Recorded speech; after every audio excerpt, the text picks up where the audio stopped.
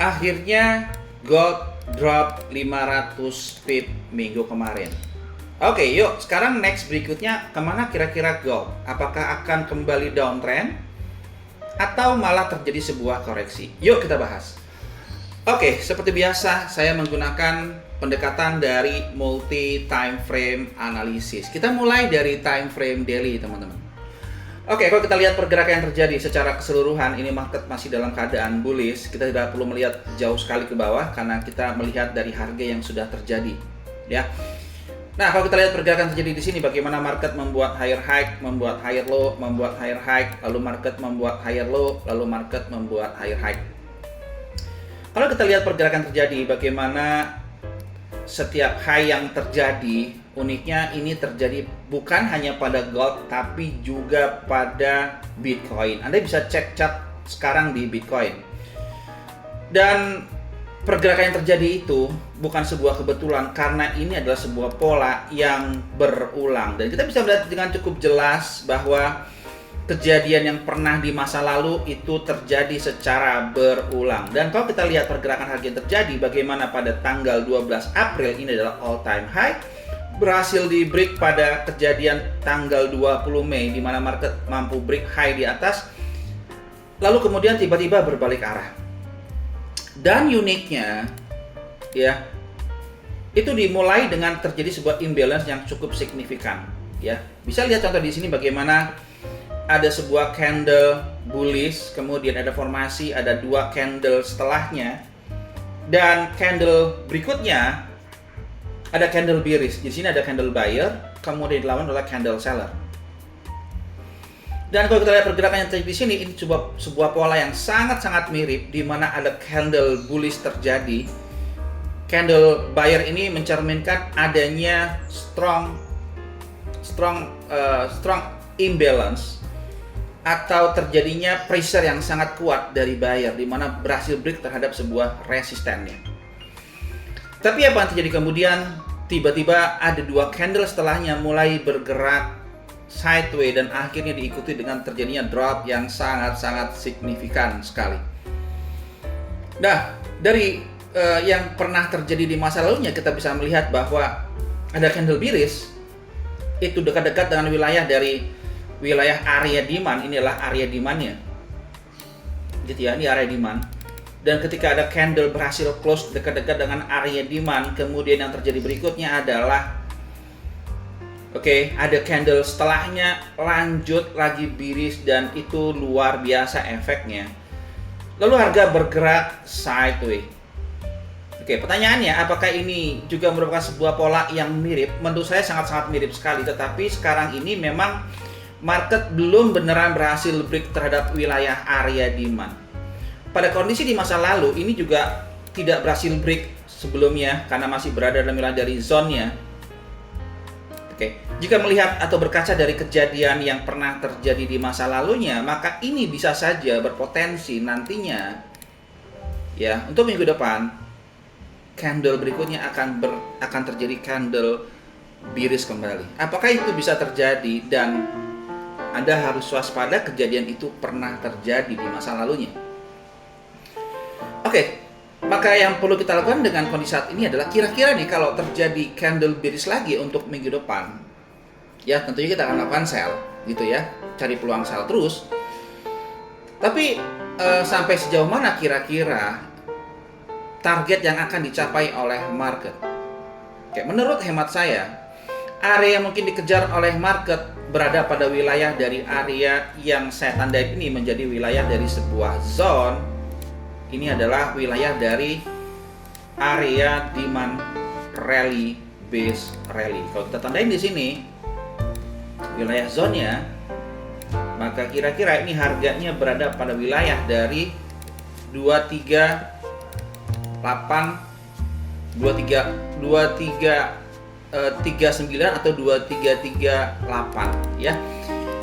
Antara range tersebut sampai wilayah dari range-nya 2314 ya, kalau tidak salah saya. Sebentar. 2316 ya. 2339 sampai 2316.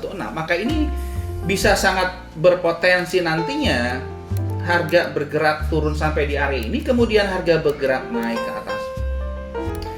Dan itu pernah terjadi juga di masa lalunya, di mana market berhasil retest wilayah zone. Ini adalah area demand, rally base rally. Ini juga rally base rally. Dan Anda bisa lihat formasi yang sangat-sangat mirip sekali. Sebelum terjadi sebuah kenaikan di sini, ya, ada sebuah swing low. Apakah ini sama dengan contoh di bagian sebelah kiri? Menurut hemat saya sama persis, di mana juga melakukan break terhadap sebuah resisten, ini juga break terhadap sebuah resisten. Terjadi bounce di masa lalu, ini juga terjadi bounce di masa lalu. Nah, dari yang terjadi di sini, bagaimana jika memang benar nantinya terjadi sebuah pergerakan bearish kembali minggu depan? Maka yang terjadi berikutnya adalah akan membuat harga akan bergerak turun kembali, ya, akan bergerak turun kembali, ya, ke hari ini at least gitu ya.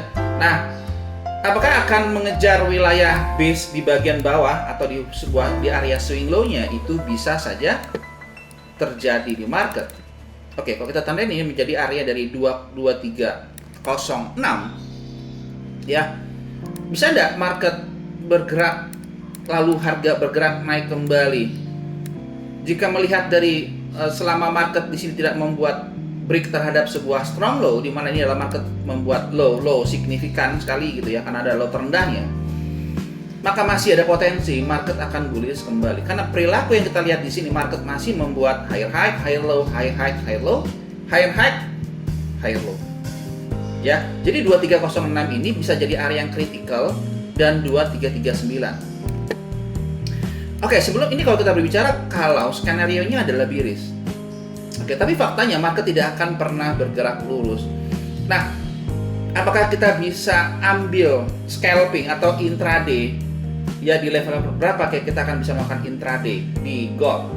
Kalaupun kita scalping atau intraday, maka saya percaya bahwa range-nya sangat besar sekali. Anda bisa dapat at least 50 pip, itu sangat mudah sekali kalau di gold karena range-nya sangat besar. Oke, kalau kita lihat pergerakan terjadi, bagaimana? Ini kalau kita bicara skenario terjadi koreksi sebentar ya. Maka area yang bisa kita pertimbangkan menjadi wilayah pentingnya berada pada area zone dekat-dekat area ini. Kenapa? Karena pernah terjadi sebuah resisten yang di break become berpotensi akan jadi area support. Oke, sekarang kita coba lihat di acuan time frame weekly. Pada acuan time frame weekly ini juga menjadi sangat clear sekali. Ya, di wilayah 2339 ini akan menjadi wilayah strong buyer yang sangat signifikan. 2339, 2306 akan jadi area penting untuk berpotensi harga akan terbang kembali di area tersebut. Oke, kalau kita gunakan di acuan time frame, di time frame-nya daily, ya, kita tandai sebagai sebuah area resisten yang di break. Ini adalah area imbalance buyer yang sangat-sangat signifikan. Oke, sekarang kita tandai resistance time frame yang lebih kecil, maka area ini bisa kita pertimbangkan menjadi wilayah zone dari buyer. Tapi saat ini market belum berhasil sepenuhnya break terhadap wilayah dari area base. Pertanyaannya sederhana, kalau dia minggu depan, kalau kemarin harga di dekat-dekat di sini tidak mampu break terhadap wilayah dari area support, ya, ini adalah area support yang terjadi. Bagaimana dari sebuah resisten yang di break kemudian terjadi become support, ini akan menjadi sebuah tahanan sebentar ya, tahanan sedikit di wilayah dari area support. Oke, seandainya terjadi sebuah koreksi, kira-kira nih penurunannya ini akan sampai terjadinya sebuah kenaikan atau koreksi akan sampai sejauh mana? Maka kemungkinan besar saya melihat area terdekatnya berada pada wilayah di 2424. Ya, dekat-dekat area itu nanti kita akan coba rapihkan di time frame yang lebih kecil. Nah, pergerakan yang terjadi di masa lalunya ini cukup bagus sekali. Bagaimana secara memori harga ini adalah sebuah titik resisten, ini resisten di break. Maka area 2439 dan 2424 ini akan bisa dipertimbangkan menjadi wilayah dari seller. Jika kita melihat histori di masa lalunya merupakan sebuah area resisten support. Oke, sekarang kita lihat bagaimana di time frame H4 kita melihat ada sebuah zone ini membuat sebuah drop base drop di area tersebut. Dan kalau kita tandain sebagai sebuah zone, kita tandain sebagai sebuah zone di dekat situ, maka kita bisa melihat wilayah dari 2419 dan 2429 inilah yang kita bisa gunakan sebagai sebuah rujukan wilayah dari seller. Why? Karena kita bisa melihat dengan jelas bagaimana sebuah area demand yang di break become supply. So 2419 dan 2429 bisa dipertimbangkan menjadi sebuah wilayah dari seller. Oke, next berikutnya kita tandain yang di bagian atas. Pada kejadian di atas ini juga sama, bagaimana sebuah area demand ini adalah wilayah buyer yang di break oleh supply, ya. Jadi ada potensi cukup besar 2419 atau 2420 ini akan membuat harga untuk turun, atau at least 2439 ini akan membuat harga untuk turun kembali. Oke. Dan di bagian bawah ini, kalau kita gunakan di bagian bawah ini, kalau saya rapikan lagi, maka kita bisa ketemu ada zone dekat-dekat area itu 2386 bisa menjadi wilayah singkat wilayah dari buyer, dimana kalau kita lihat pergerakan yang ada di sini, bagaimana sebuah area supply yang di break, ya, kemudian akhirnya bergerak rally, maka ini bisa jadi area target jika terjadi penurunan next berikutnya untuk wilayah dari buyer. Apakah kita bisa melakukan posisi buy di 2386? Tergantung nanti apakah ada reaksi harga atau tidak, tetapi saya melihat masih ada kecenderungan bearish masih sangat-sangat kuat sekali. Bahkan bisa saja harga ngejar ke 2339. Jika melihat pergerakan momentum seller yang sebegitu luar biasanya.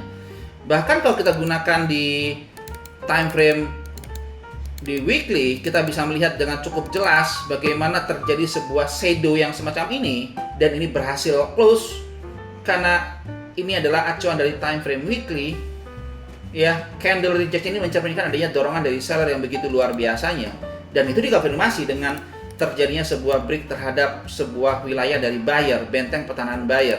Maka saya percaya bahwa area yang tadi saya tandain di wilayah dari 2420 tadi, ya, 2419, 2419, 2420 akan menjadi wilayah dari seller yang sangat-sangat possible banget, ya, menjadi tahanan dari seller.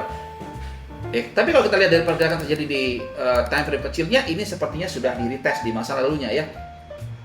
Artinya sudah tidak fresh lagi. Tapi apakah bisa membuat harga untuk bergerak turun? Possible banget. Dan skenario berikutnya berada pada wilayah dari 2439 yang bisa dipertimbangkan menjadi wilayah dari seller. Oke, area terdekat lagi, di mana kira-kira area terdekat lagi yang kita bisa pertimbangkan? Anda bisa gunakan ini sebagai sebuah zone, ya. Jadi kita sekarang ada beberapa zone seller yang di bagian 2419, 2420 itu sudah di-retest, sudah diambil, dan yang belum diambil itu berada pada wilayah dari 2410 dan 2415. Ini juga merupakan sebuah wilayah dari seller. Oke. Dan kita juga tahu bahwa di bagian bawah harga belum mampu break terhadap wilayah dari area support. Saya percaya bahwa minggu depan market akan bergerak ranging di kawasan ini sampai ada sebuah keputusan apakah market akan bergerak turun atau tidak.